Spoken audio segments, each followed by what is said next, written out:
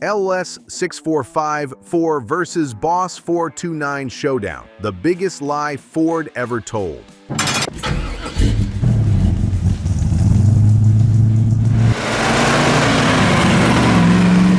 Your buddy thought he was king of the world when he rolled up in that Boss 429 Mustang.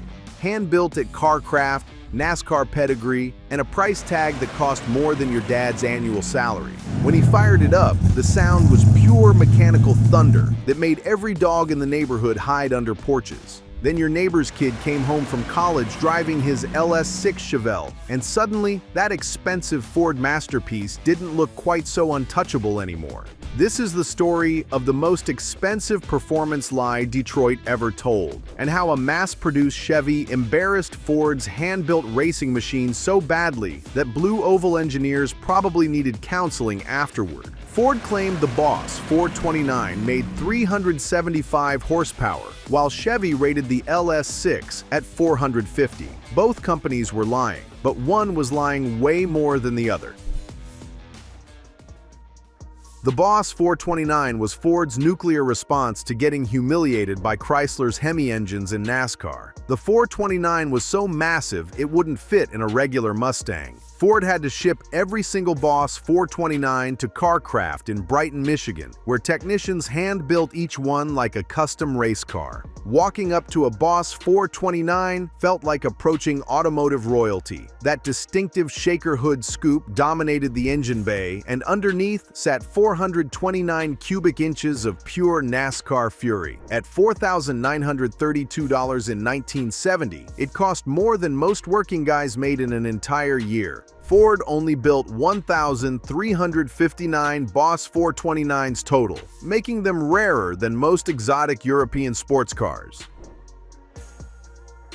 While Ford was building expensive handcrafted masterpieces, Chevrolet took a completely different approach. They built the most powerful production engine in company history and priced it like they actually wanted people to buy it. The LS6 454 was designed for street performance rather than NASCAR glory. Those massive cylinder heads flowed air like a hurricane, while the solid lifter camshaft made serious power but could still run on pump gas. Your typical Chevelle SS 454 LS6 cost around $3,600, over $1,300 less than Ford's hand-built exotic.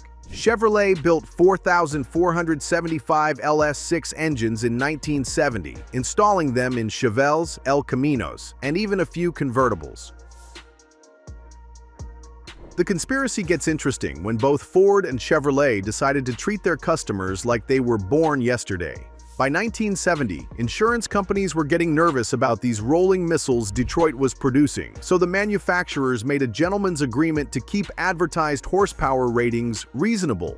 Ford officially rated the Boss 429 at 375 horsepower. Chevrolet claimed the LS6 made 450 horsepower. Both numbers were complete fiction, but they weren't lying in the same direction. When independent testing facilities got their hands on these engines and strapped them to dynamometers, the results were embarrassing for Ford. The Boss 429 was actually making around 360 horsepower at the flywheel, less than Ford's advertised rating. All that hand-built NASCAR heritage, and Ford's ultimate street engine was weaker than they claimed. Meanwhile, the LS6 was putting out dyno numbers that made seasoned performance enthusiasts question everything they thought they knew about big block Chevrolets. Independent tests consistently showed the LS6 making between 465 and 480 horsepower at the flywheel, significantly more than Chevrolet's conservative rating. Your insurance agent was quoting you rates based on those published numbers, not knowing that the cheaper Chevy was actually making more power than the expensive Ford. It was the greatest performance fraud in automotive history. Summer of 1970, drag strips across America were about to become the testing ground for Detroit's biggest performance claims. Every Friday and Saturday night, Boss 429s and LS6 Chevelles were lining up at Christmas trees from California to New York, and the results were consistent enough to make Ford executives consider career changes. The typical Boss 429 would launch hard off the line, that massive torque hitting the lightweight Mustang like a freight train. For about the first 100 feet, it looked like Ford's expensive masterpiece was going to justify every dollar of its premium price. The sound was incredible, the acceleration felt violent, and spectators were convinced they were watching automotive superiority in action. Then, the LS6 Chevelle would find its rhythm and the race would completely change character. That 454 big block would start pulling like a locomotive, reeling in the Mustang with the kind of relentless power that made spectators question the laws of physics. By the 8th-mile marker, the Chevelle would typically be pulling alongside or ahead, and it rarely slowed down from there. The time slips told a story that Ford probably wished they could erase from history. A well-tuned LS6 Chevelle would consistently run in the high 12-second to low 13-second range at over 105 miles per hour.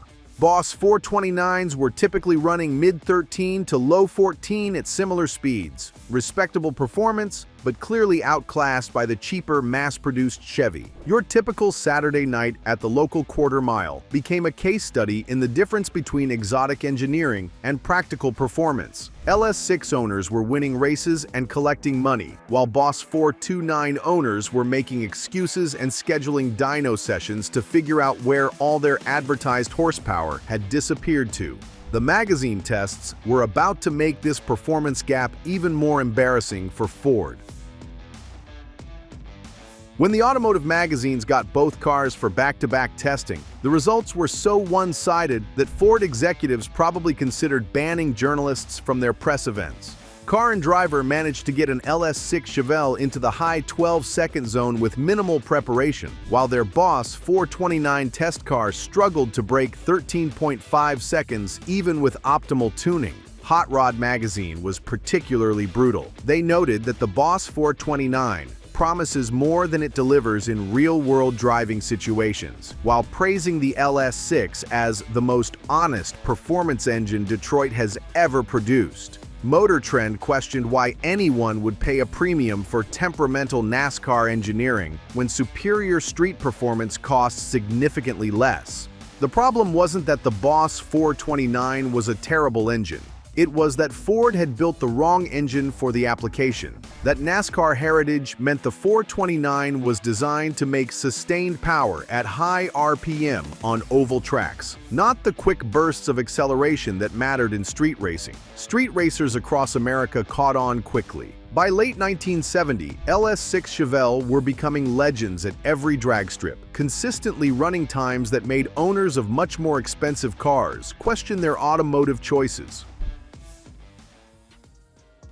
The Boss 429's problems started with Ford's misunderstanding of street performance.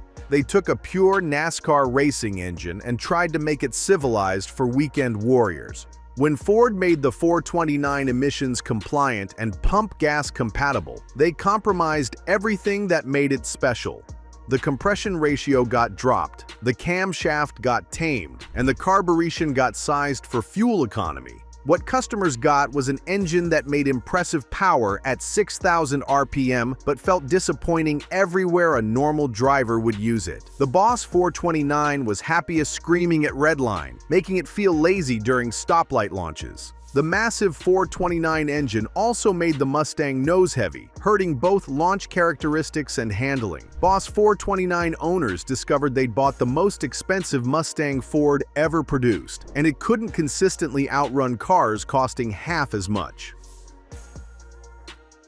Chevrolet's approach was completely different. Instead of taming a race engine for street use, Chevy built a street engine that happened to make race-level power. The LS6 was designed for the RPM ranges, where people actually drove. Peak torque arrived around 3,600 RPM and stayed strong to 5,600 RPM, meaning brutal power everywhere you'd use it. The LS6 also had better weight distribution in the Chevelle platform. The 454 fit naturally without requiring major modifications, creating a machine that launched hard and delivered consistent performance. Most importantly, the LS6 was reliable and user-friendly. While Boss 429 owners learned expensive lessons about maintaining temperamental racing engines, LS6 owners could beat on their cars all weekend and drive them to work Monday morning. By 1971, the street racing scene had delivered its verdict. LS6 Chevelle had become legends. The cars that looked like grocery getters, but could embarrass anything foolish enough to challenge them. The LS6 developed a fearsome reputation as the ultimate giant killer. Word spread through the muscle car community that Chevrolet had created the perfect street racing weapon. Boss 429 owners were discovering the difference between NASCAR credentials and street performance reality. These cars were becoming rare at racing venues, not because of exclusivity, but because they couldn't deliver consistent performance. Road Test magazine called the LS6 the most complete street performance package ever offered, while Superstock and Drag Illustrated stated that, dollar for dollar, the LS6 represents the best performance value in automotive history. Today, the collector car market tells a fascinating story about both approaches. A good boss, 429, brings $350,000 to $450,000 at auction, primarily because of rarity and NASCAR mystique. An LS6 Chevelle commands $180,000 to $220,000. Serious money, but significantly less. The irony that muscle car enthusiasts still debate, the less valuable car was actually the superior performer. The LS6 could outrun the boss in virtually every real-world situation while costing less to buy, maintain, and operate. The LS6 proved that honest engineering could create better performance than exotic materials and racing pedigree. Chevrolet built an engine that delivered on every promise, while Ford created a beautiful disappointment that cost twice as much. The LS6 454 versus the Boss 429, and the story of how Detroit's most expensive performance lie got exposed by anyone brave enough to actually race these machines. Ford built a magnificent engine for the wrong application at the wrong price, while Chevrolet created the perfect street weapon disguised as a family car. Which philosophy speaks to you? Do you respect the Boss 429's hand-built exclusivity and NASCAR pedigree, even knowing it couldn't justify its premium price on the street? Or do you appreciate the LS6's honest performance and superior value proposition, proving that the best engineering doesn't always come with the highest price tag? Let us know in the comments and get ready for a debate that's been raging since these cars first met at drag strips 50 years ago. The Ford versus Chevy war never really ended. It just moved from the street to the comment section. If this showdown opened your eyes to the reality behind Detroit's marketing claims, smash that like button and subscribe to the channel. Next week, we're diving into the 426 Hemi versus Boss 429 battle, when two NASCAR legends finally settled their differences where it really mattered. Thanks for riding along, and remember, in the muscle car world, the most expensive car isn't always the fastest car, but it's definitely the one that hurts most when the truth comes out.